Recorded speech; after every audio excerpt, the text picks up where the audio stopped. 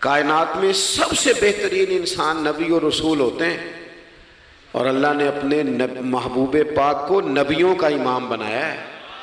اس فضیلت کو سمجھیں۔ یہاں نا جو لوگ لاڈلا کہلاتا ہے نا کوئی بندہ کہ میں لاڈلا ہوں، ویسے یہاں لاڈلے بدلتے رہتے ہیں، کبھی کوئی لاڈلا ہوتا ہے کبھی کوئی لاڈلا ہوتا ہے، ویسے یہاں لاڈلے بدلتے ہیں، لیکن جو لاڈلا ہوتا ہے نا وہ بتاتا بھی ہے کہ میں لاڈلا ہوں۔ اور کسی کا بھی کوئی لاڈلا ہو جائے تو وہ ناز نخرے دکھاتا ہے، رسول کریم اور رب کے لاڈلے محبوب ہیں۔ لیکن جو بات میں نے آپ کی خدمت میں عرض کرنی ہے، آپ اس پر توجہ کریں گے۔ حضور امام الانبیاء ہیں، اللہ کے محبوب ہیں، نبی پاک علیہ السلام کا پتھروں نے کلمہ پڑھا ہے، چاند حضور کے اشارے پر ڈوبتے ہوئے واپس لوٹ آیا ہے، سورج ڈوبتے ہوئے آ گیا ہے، چاند کے 2 ٹکڑے ہوئے ہیں، یہ ساری حضور کی شانیں۔ اللہ نے اپنے محبوب کو معراج عطا فرمائی ہے۔ لیکن ملت کے جوانوں، آپ کو پتہ ہے ہمارے نبی پاک کا سب سے پہلا تعارف کیا ہے؟ حضور کا سب سے پہلا تعارف یہ ہے کہ یہ صادق اور امین ہے، یہ سچ بولتے ہیں۔ حضور کے اسوہ نور کی پہلی بات جو لوگوں کے سامنے آئی تھی وہ یہ تھی کہ یہ صادق ہیں، یہ سچے ہیں، یہ جھوٹ نہیں کہتے۔ آپ کو پتہ ہے رسول پاک صلی اللہ علیہ وسلم سے پوچھا گیا تھا، حضور مومن کنجوس ہوتا ہے؟ فرمایا کبھی ہو جاتا ہے۔ یا رسول اللہ مومن بزدل بھی ہوتا ہے؟ فرمایا کبھی ہو جاتا ہے۔ یا رسول اللہ مومن جھوٹ بولتا ہے؟ تو میرے کریم نے فرمایا نہیں، میرا مومن جھوٹ نہیں بولا کرتا۔ حضور کا جو پہلا تعارف ہے نا، یہ جو حضور کی 40 سالہ زندگی ہے نا، اسے نبی پاک علیہ السلام نے اپنی نبوت کی دلیل کے طور پر بیان فرمایا ہے۔ فرمایا فَقَدْ لَبِثْتُ فِيكُمْ عُمَرًا مِّن قَبْلِهِ أَفَلَا تَعْقِلُونَ۔ محبوب آپ ان سے کہہ دے میں نے تمہارے بیچ وقت گزارا ہے، تمہیں عقل نہیں؟ کوئی میری طرح کا سچا دیکھا ہے تو دکھاؤ۔ آج میری ملت کا سب سے بڑا مسئلہ جھوٹ ہے، سب سے بڑا مسئلہ اعتماد نہیں۔ بیوی اپنے شوہر سے کہتی ہے کہ تو تھوڑے پیسے دے لیا کر، تھوڑے ایک جوڑے پہ میں گزارا کر لوں گی، میرے ساتھ سچ تو بول۔ تو لاہور جاتا ہے تو لاہور کا بتا کے جا۔ ماں کہتی ہے پتر سے کہ پتر تھوڑی باتیں بتایا کر پر سچی بتایا کر۔ قوم کا اعتماد اٹھ گیا سیاستدانوں سے، تم نے لمبے چوڑے وعدے کیے، تم نے بڑی باتیں سنائی۔ تم دیکھیں نا، آپ کی توجہ اگر ہو تو میں ایک حوالہ اس طرح کا بھی عرض کروں آپ کی خدمت میں۔ سبز باغ دکھا کے لوگوں کو کبھی پریشان نہیں کرنا چاہیے، کبھی بھی۔ یہ ہمارے پیر بھلا کیا کرتے ہیں بیچارے، ایک کرامت اللہ خیر کرے کبھی کوئی ایک بن جاتی ہے نا تو پھر وہ کمپنی کی مشہوری کا ذریعہ بنتی ہے۔ وہ کہتے ہیں اس کرامت کو بھی فیس بک پہ ڈالو۔ میں نا کراچی جا رہا تھا تو لاہور میں تھوڑا سا مریض ہوں، مجھے الرجی ہو جاتی ہے، زیادہ دیر بیٹھ نہیں سکتا، تو ایک کانفرنس میں مجھے شرکت کرنی تھی۔ تو ایئرپورٹ سے ہی میں نے دوستوں سے پوچھا موسم تمہارا کیسا ہے؟ کہنے لگے پیر صاحب بڑی گرمی ہے اور شدت ہے بڑی، اے سی چلا کے بھی گاڑی میں دقت ہے۔ تو میں نے کہا اچھا دعا کرتے ہیں اللہ بارش برسا دے۔ تو یہ دعا لاہور ہو رہی تھی، میں کراچی ایئرپورٹ پہ اترا تو بارش ہو رہی تھی۔ تو وہ جو مجھے لینے آئے تھے نا صاحب، وہ گاڑی میں ایک بندے کو کہہ رہے ہیں کہ وہ پیر صاحب نے لاہور آکھیا سی تو 1.5 گھنٹے جمی آ گیا ہے۔ وہ میں نے اسے کہا بس کر، اب آگے نہ بتا، ایسا نہ ہو کہ 2-4 لوگ آ جائیں کہ پیر صاحب جو کہتے ہیں وہ ہو جاتا ہے۔ جڑے محرم راز حقیقت دے اور راز حقیقت کھول دے نہیں، جڑے محرم راز حقیقت دے اور راز حقیقت کھول دے نہیں، اے جنہ ویکھیا نہیں او کرن گلاں، جنہ ویکھ لیا ہو تے بول دے ہی نہیں۔ اس لیے یہ اس طرح کرامتوں کو نا کمپنی کی مشہوری کا ذریعہ، ہمارے سیاستدان، ہمارے بڑے لیڈران وہ سبز باغ دکھا دیتے ہیں۔ آپ تھوڑی باتیں کریں، محدود کریں، مختصر کریں۔ دیکھیں اللہ کے محبوب علیہ السلام سے طائف والوں نے کہا تھا، جب حضور علیہ السلام نے دین کی تبلیغ کی تو سیرت میں یہ عنوان بھی ہمیں ملتا ہے، یا رسول اللہ صلی اللہ علیہ وسلم اگر آپ کو کل حکومت ملتی ہے تو ہمیں حصہ ملے گا؟ عرب کے لوگوں کا مزاج تھا نا، انہوں نے حضور سے کہا اگر کل کلاں حکومت ملتی ہے تو ہم شریک ہوں گے؟ تو حضور مسکرائے، اور میرے نبی پاک کو حکومت ملنے کا پاک کتنا زیادہ تھا کہ مکے سے ہجرت کر رہے ہیں، مدینہ شریف ابھی پہنچے نہیں، رستے میں سراقہ بن مالک سے کہہ رہے ہیں کسریٰ کے کنگن آئیں گے، یعنی حضور بتا رہے ہیں کہ سپر پاور بھی ساری یہاں آ جائے گی۔ حضور تو خندق والے دن ایک ہتھوڑا مارتے تھے تو فرماتے تھے روم فتح ہو گیا، دوسرا مارتے تھے تو کہتے تھے ایران فتح ہو گیا۔ یہ بخاری میں چیزیں آپ کو ملیں گی۔ حضور کو کامل یقین تھا کہ اذا جاء نصر اللہ والفتح، کامل یقین تھا کہ ان فتحنا لک فتحا مبینا، یہ ہوگا سارا کچھ۔ لیکن انہوں نے جب کہا نا ہمیں حصہ ملے گا تو حضور مسکرائے، فرمایا تم کہتے ہو حکومت تمہیں ملے گی، فرمایا بھائی سنو، حکومت اسے ملتی ہے جسے اللہ عطا کرتا ہے۔ بات ختم کر دی۔ سچ بولیں زندگی میں، سچی بات کریں۔ اللہ کے رسول صلی اللہ علیہ وسلم نے ہمیں پہلا سبق سچ کا دیا۔ اسے سادی تقریر نہ سمجھنا، یہ عنوان دین ہے۔ اپنی زندگی سے جھوٹ کو نکال دیں۔ آپ جو تھوڑی باتیں کر لیں پر جو کہیں اس پر کھڑا ہونا سیکھیں۔ اپنی زندگی کے اندر استقامت کا نور لائیں۔ جوانوں، کبھی بھی جھوٹ کی بنیاد پر رشتے نہ قائم کرنا۔ آتے ہیں رشتہ دیکھنے والے تو کوئی باتیں سناتے ہیں، ہمارے گھر والے ہو بیٹا تو ولی ہوتا ہے، کیا بات ہے؟ اور پھر بعد میں یہ حالت ہوتی ہے کہ اماں کہتی ہے میں آپ بڑا سمجھانی ہے، انہوں میری بھی نہیں سنتا۔ تو وہ رشتہ دیکھتے وقت تو آپ نے کہا تھا کہ بہت بڑا درویش ہے۔ آپ اور بچی والے بھی کچھ ایسے کام کرتے ہیں، رشتہ کرانے والے سے کہتے ہیں ہم نے کار بھی دینی ہے۔ کیوں آپ نے لالچ پیدا کیا؟ کیوں پہلے آپ نے خرابیاں کی؟ اپنی زندگی میں سچ بولیں، سچی بات کریں۔ کبھی بھی کوئی ایسا کام نہ کریں جس سے کہ لوگوں کی طبیعت ایسی ہو کہ لوگ سمجھیں کہ یہ لوگ تو غلط بیانی کے عادی ہیں۔ دیکھیں بخاری میں موجود ہے، سیرت کی تمام کتابوں میں الفاظ کے اختلاف کے ساتھ یہ اپنی اصل کے ساتھ یہ چیز ہر جگہ موجود ہے۔ حضرت ابو سفیان رضی اللہ تعالیٰ عنہ بعد میں مسلمان ہوئے، فرماتے ہیں میں جب شاہ روم کو حضور کا خط گیا تھا نا ہرقل کو، حضور صلی اللہ علیہ وسلم نے اس سے کہا کہ کلمہ پڑھ لو، خطوط لکھے نبی کریم نے۔ اس نے کہا یہاں ڈھونڈو کوئی عرب کا سردار اگر آیا ہو تو میں ملنا چاہتا ہوں۔ ابو سفیان کہتے ہیں میں بغرض تجارت وہاں موجود تھا، مجھے لوگ پکڑ کے بادشاہ کے پاس لے گئے، میں کلمہ نہیں پڑھتا تھا۔ جب کوئی کسی کا مخالف ہوتا ہے تو اس نے کوئی کہانی بھی یاد کی ہوئی ہوتی ہے۔ ان لوگوں نے کہانی بھی یاد کی ہوئی تھی، معاذ اللہ جادوگر ہیں، شاعر ہیں، یہ کہانیاں بھی سناتے تھے۔ کہتے ہیں کہ مجھے وہ لے گئے، بادشاہ کے سامنے کھڑا کر دیا۔ اب بادشاہ نے سوالات پوچھے، میں کوئی حق میں نہیں تھا کہ میں حق میں باتیں کرتا، میں تو اس وقت تک کلمہ نہیں پڑھتا تھا اور جو کفار کہتے تھے وہ ساری باتیں میں نے کرنی تھی۔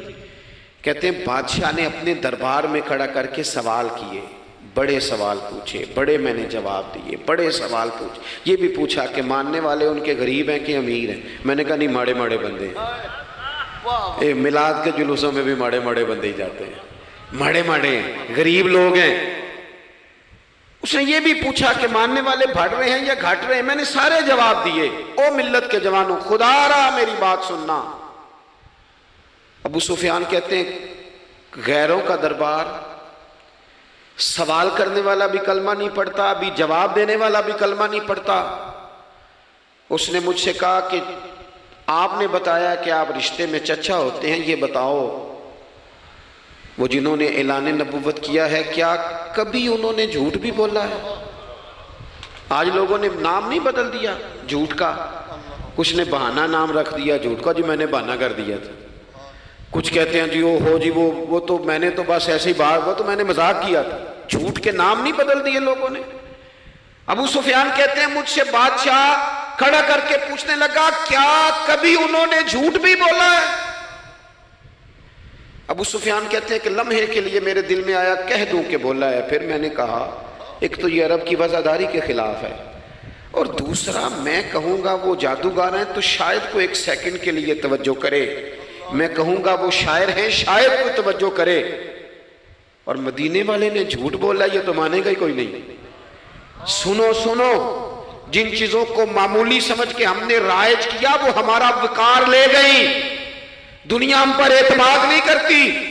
ہم اس ملک میں بستے ہیں جہاں زلزلہ بھی آئے تو غیر ملکی امداد کرنا چاہیں تو وہ کہتے ہیں حکومتوں کے ہاتھ میں نہیں دیں گے، خود جائیں گے۔ ہمارا یہ حال ہو گیا ہے کہ قوم پر اعتماد اٹھ گیا دنیا کا۔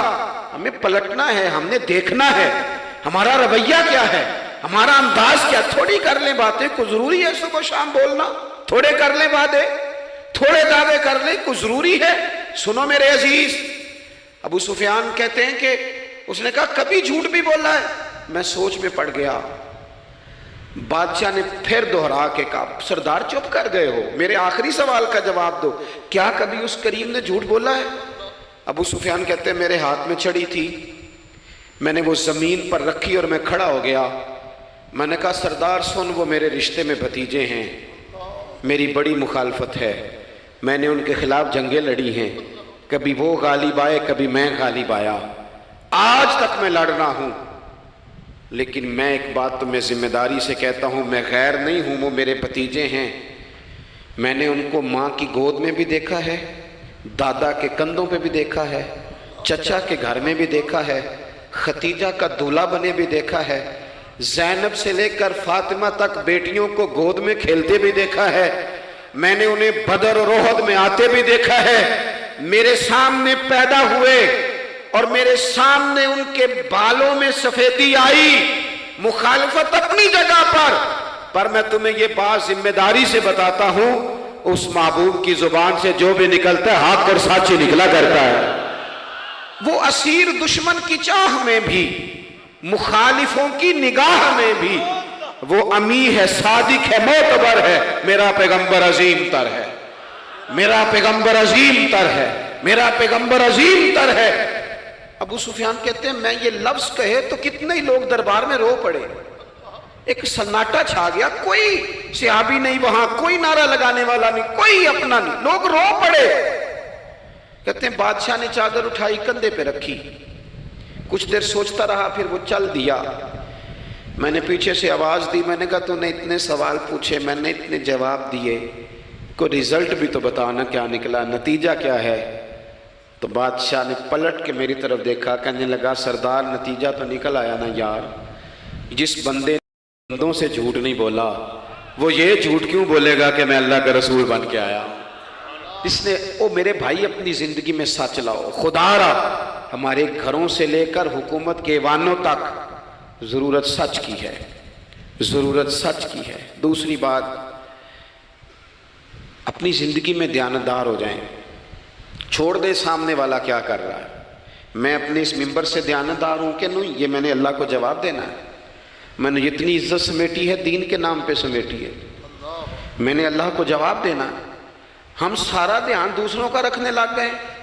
حضرت خواجہ نصیر الدین چراغ دہلوی رحمۃ اللہ علیہ سے بادشاہ نے آ کے وظیفہ پوچھا تھا، حضرت کو وظیفہ بتائے، تو خواجہ صاحب فرمانے لگے اپنا کام دیانتداری سے کر، یہی سب سے بڑا وظیفہ ہے۔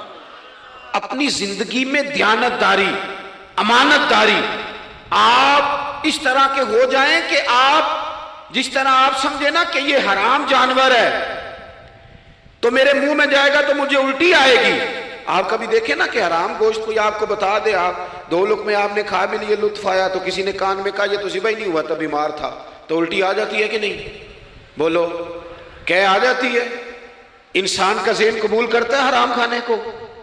2 کلو گوشت پہ الٹی آتی ہے تو 2 کروڑ روپے پہ کیوں نہیں آتی؟ ہمارے ایک دوست ہیں، یونیورسٹی کے لیکچرار ہیں، مجھے ایک دفعہ فرمانے لگے پیر صاحب عجیب بات ہے، ایک بندے کو نا کہیں جوتا پڑا مل گیا، بڑا قیمتی تھا، پر ایک پیر تھا جوتے کا۔ ہماری دیانتداری کچھ اس طرح کی ہے، ایک پیر ملا، جوتا بڑا قیمتی تھا، مہنگا تھا، تو اس نے اس کا مالک ڈھونڈنا شروع، یہ کس کا ہے، یہ کس کا ہے، یہ کہ وہ شور کر رہا ہے، لیکن تھوڑا سا آگے جا کے جوتے کا دوسرا پیر مل گیا، پر اس نے مالک ڈھونڈنا بند کر دیا،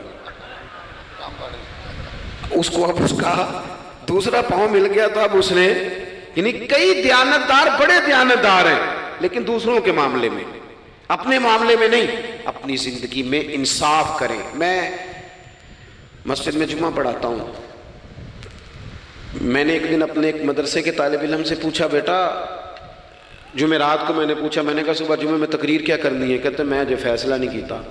میں کہا تو بڑا مولوی ہے نا، میں چھوٹا، میں تو جمعہ پڑھا کے شام میں فیصلہ کر لینا بھی اگلے جمعے کی بیان کرنا ہے۔ کیوں؟ میں چاہتا ہوں میں ممبر سے دیانتدار رہوں، میں ایک ہفتہ تیاری کروں، میں نے قوم کو اللہ رسول کا دین بتانا ہے، میرا یہ مقصد تو نہیں ہے کہ 1 گھنٹہ مجھے ملے تو میں نے کسی طریقے سے اسے پار کرنا ہے۔ آپ اپنے کام کے ساتھ ہمیشہ دیانت کا مظاہرہ کریں، اگر آپ دیانتدار ہو جائیں حضرت سعید بن عامر رضی اللہ تعالیٰ عنہ کو حضرت عمر نے کہا میں آپ کو ایک صوبے کا گورنر بنانا چاہتا ہوں، رو پڑے، فرمانے لگے اس قابل نہیں ہوں، آپ کہیں مجھے بھی آپ کہہ دیں کہ فلانا عہدہ ملتا ہے تو تیار ہے ساری دنیا ہی، کون انکاری ہے اس کام سے، سب تیار بیٹھے، لیکن روتے تھے لوگ کا جناب میں کہاں کر سکتا ہوں۔ حضرت عمر نے لگا دیا حمص کا گورنر۔ کچھ مہینوں کے بعد حضرت عمر تشریف لے گئے، جا کے پوچھا کہ کیسا ہے، تو پہلے تو ایک لسٹ منگوائی حضرت عمر نے، کچھ مال آیا ہے تو مختلف صوبوں میں بانٹنا ہے، غریبوں کی لسٹ لاؤ۔ ان کے صوبے کی لسٹ آئی تو تیسرا نام گورنر صاحب کا تھا۔ وہ کہا تمہارا گورنر مسکینوں غریبوں میں؟ کہنے لگے حضرت صاحب جو لسٹ بنانے والے تھے وہ کہنے لگے اب ان کے وجود پر جو کپڑے ہیں جگہ کوئی نہیں بچی، پیوند کہاں لگانے ہیں۔ دامان توکل کی یہ خوبی ہے کہ اس پر پیوند لگے ہوتے ہیں پر دھبے نہیں ہوتے، پیوند لگے ہوتے ہیں پر دھبے نہیں ہوتے۔ حضرت عمر نے معلومات کی ان کے صوبے میں جا کے، تمہارا گورنر کس طرح کا ہے؟ عرض کی حضور 4 شکایتیں۔ یہ جمہوریت ہے؟ آج تو ہر سیاسی جماعت میں ڈکٹیٹرشپ ہے، آج کہاں جمہوریت ہے؟ آج تو آپ جتنے شاہ کے وفادار ہو جائیں گے اتنا اچھا عہدہ لیں گے، جتنا مرضی قابل بندہ ہو جماعت کے اندر، لیکن اگر وہ پورا تابع دار نہیں تو نظام نہیں چلتا، جتنا مرضی قابل ہو۔ حضرت سعید بن عامر رضی اللہ تعالیٰ عنہ 4 شکایتیں، عام آدمی شکایتیں کر رہے ہیں۔ حضرت عمر نے کہا کون کون سی؟ تو انہوں نے کہا جی پہلی شکایت یہ ہے کہ ہمارے گورنر، توجہ ہے میرے بھائیوں کی، انہوں نے کہا جی پہلی شکایت یہ ہے کہ گورنر صاحب صرف دن کو ملتے ہیں، انہیں رات کو بھی لوگوں سے ملنا چاہیے۔ دوسری شکایت یہ ہے کہ جب شروع میں آئے تھے تو فجر کے بعد بیٹھ جاتے تھے، مسائل سنتے تھے، اب سورج نکلنے پر اشراق چاشت کے ٹائم 8، 9، 10 بجے آتے ہیں۔ تیسری شکایت یہ ہے کہ ہفتے میں ایک دن ملتے ہی نہیں۔ چوتھی شکایت یہ ہے کہ کبھی کبھی ایسے ہی رونے لگتے ہیں، بیٹھے بیٹھے بے ہوش ہو جاتے ہیں، تو آپ نے دیوانہ آدمی ہمیں دے دیا ہے۔ حضرت عمر فاروق رضی اللہ تعالیٰ عنہ نے حضرت سعید بن عامر کو مجمع میں پوچھا جناب آپ پبلک کے نمائندے ہیں، آپ کو سوالوں کے جواب دینے چاہیے، بتلائیے نا۔ اور یہ پبلک کے نمائندے صرف سیاستدان نہیں ہوتے، پیر صاحبان بھی ہوتے ہیں، مسجد کا خطیب بھی ہوتا ہے۔ اگر حضرت عمر سے پوچھا جا سکتا ہے کرتا کہاں سے آیا تو پیر صاحب سے بھی تو پوچھا جا سکتا ہے نا، ان کو بھی جواب دینا چاہیے، ان کو بھی بتانا چاہیے، اس لیے کہ وہی تو دعویٰ کر رہے ہیں فقر بتانے کا۔ تو حضرت عمر نے 4 سوال کہا سعید آپ کے ذمے 4 سوالوں کے جواب ہیں، تو حضرت سعید بن عامر نے گردن جھکائی، کہنے لگے پہلے ہی کہا تھا میں گورنری کے قابل نہیں۔ فرمایا اب تو بن گئے ہونا، جواب تو دینا ہے، حضور بتلائیے۔ فرمایا پہلا سوال آپ سے یہ ہے کہ یار لوگ کہتے ہیں رات کو کام پڑ جاتا ہے اور آپ ملتے نہیں۔ تو حضرت سعید بن عامر نے اپنی داڑھی پکڑ لی، عرض کی حضور یہ ساری سفید ہو گئی ہے، بڑھاپا ہے، دن مخلوق کے لیے رکھا ہے، رات اپنے رب کے لیے رکھی ہوئی ہے۔ اگر پھر بھی کسی کو شوق ہو تو سعید بن عامر جب بھی ملے گا مسجد میں ملے گا، ساری رات بارگاہ ربوبیت کی او سنگیو تھوڑا مسلح بھی یار مضبوط کر لو، تھوڑا سا نا، ہم نہ تھک گئے ہیں فون سن کے۔ بہت سارے لوگ ایسے ہیں جن کے وجود نہیں اتنی تھکے جتنے دماغ تھک گئے، کمنٹس پڑھ کے، کمنٹس دے کے، رائے دے کے، بڑے بڑے باصلاحیت لوگوں کے حافظے کمزور ہو گئے۔ خدا را اپنی صلاحیتوں کو زنگ لگا لو گے۔ یہ تو جتنے لوگ ہیں میڈیا چلانے والے، ان کو تو میڈیا چلانا ہے، اور اب تو پتہ نہیں کتنے چینل اور کتنے لوگ اور سوشل میڈیا پہ کتنے، اور ادھر کتنے تو ادھر کتنے۔ خدا را کچھ وقت اگر مسلح پہ ملے تو آپ یقین کریں روح تازہ ہو جاتی ہے۔ لمبی لمبی دعائیں مانگیں، اپنے رب کو اپنے دکھ سنائیں، رسول پاک کی بارگاہ میں یہ نذرانے پیش کریں، آپ محسوس کریں گے وجود طاقتور ہوگا۔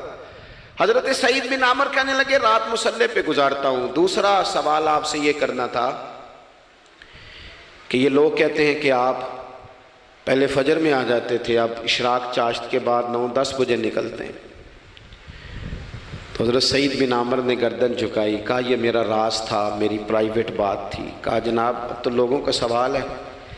تو آپ فرمانے لگے میرے گھر میں خادم کوئی نہیں، غریب آدمی، بیوی بیمار ہو گئی ہے، 35 سال اس وفادار عورت نے میری ڈیوٹی کی ہے، بیماری میں چھوڑ دوں تو وفاداری تو نہیں نا۔ सवेरे उठता हूँ, घर का काम करता हूँ, फिर बीवी के लिए नाश्ता बनाता हूँ, उसे खाना खिलाता हूँ, तैयारी करते आते देर हो जाती है। दूसरे सवाल पर लोग रो पड़े। कहा तीसरा एतराज़ आप पे ये है कि हफ्ते में एक दिन मिलते नहीं। तो हज़रत सईद बिन आमिर कहने लगे मैंने कहा था मेरा पर्दा ना खोला जाए। मैं बड़ा राज़ी हूँ रब की अताओं पे, मैं क्यों किसी के सामने अपना दुख बयान करूँ। गर्दन को झुका देता है खैरात का पत्थर, जहां में मांगने वालों के सर कभी ऊंचे नहीं होते। और गैरत है बड़ी चीज जहां ने तगोदो में पहनाती है ये फक्र को ताजे सरदारा। आप मौका दें जी, बड़ी मेहरबानी, छोड़ दें जी, थोड़ी 1 मिनट सिर्फ जी हमें दें। बोले नहीं, प्यार से जी, नाराज नहीं होना, आप हमें मौका दें। बात भी अब तकरीबन करीब होने के करीब आई। कहा हजरत सैयदना सईद बिन आमिर रदी अल्लाह ताला अन्हु ने फरमाने लगे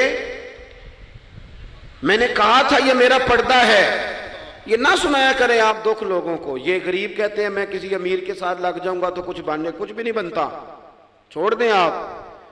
दुखड़े रब रसूल को सुनाओ, खैरात भी मिलेगी और इज्जत भी मिलेगी, वो देंगे और किसी को बताएंगे भी नहीं।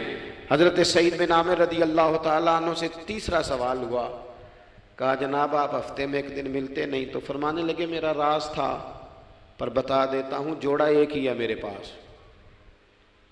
हफ्ते में एक दिन धो लेता हूं, फिर बीवी के कपड़े पहन के सारा दिन बैठा रहता हूं। अगर दूसरा जोड़ा हो तो ये काम न करूं।